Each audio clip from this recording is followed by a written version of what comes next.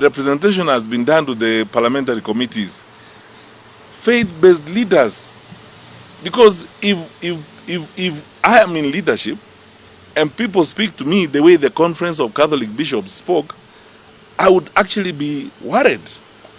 The PCA bishops and all these people, if you are a leader and your religious leaders in your country speak to you the way these leaders have been speaking, you of course to be concerned and do the right thing.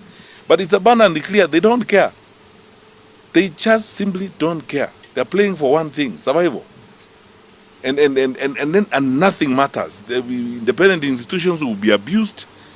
Security sector institutions will be abused, so that one end is achieved: political survival. Unfortunately, the cost is very high. So I take this opportunity, painfully and sadly, to convey our condolences as a party to those who lost their lives yesterday, including a Form 3 student. That's how low we have sunk. Then urge my colleagues in the opposition that that time now has come when our sense of commitment to opposition unity is going to be tested. Our sense of patriotism is going to be tested. Our nerves are going to be frayed. Our patience is going to be taxed. And the temptations even to split us are real.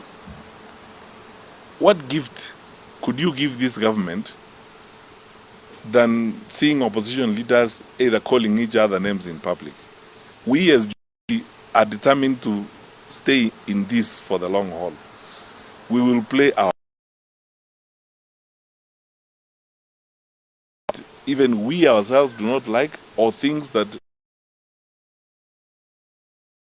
table and discuss them.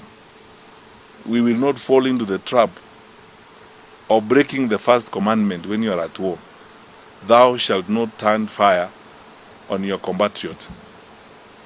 The challenges we have are coming from one direction, the government of the day, and now is the time for us to cross ranks, work together, and ensure that we do the right thing for the country. I pray that we fall into those temptations of focusing on each other and criticizing each other, and sometimes using language that is intemperate. Patience is being tested. Some of these things are done by government so that we can fight amongst ourselves. We must refuse to walk down that. We as Jubilee are going to refuse to walk down that path. We will work together to ensuring that unity prevails, to ensure stay together and move forward to deliver this country challenges it now faces. The worst, the crime and insecurity initiated, supported by elements of government. Finally, before I finish, you wonderful people in the press, I want you to check this on your own. Over the years, when we were in government, we always periodically did a mop-up of small arms in the wrong hands because of where we find ourselves as a country. We have porous borders around us, and we have conflict virtually in every one of our neighborhoods. And because of that, we sustained that practice of mopping small arms and burning them every so often.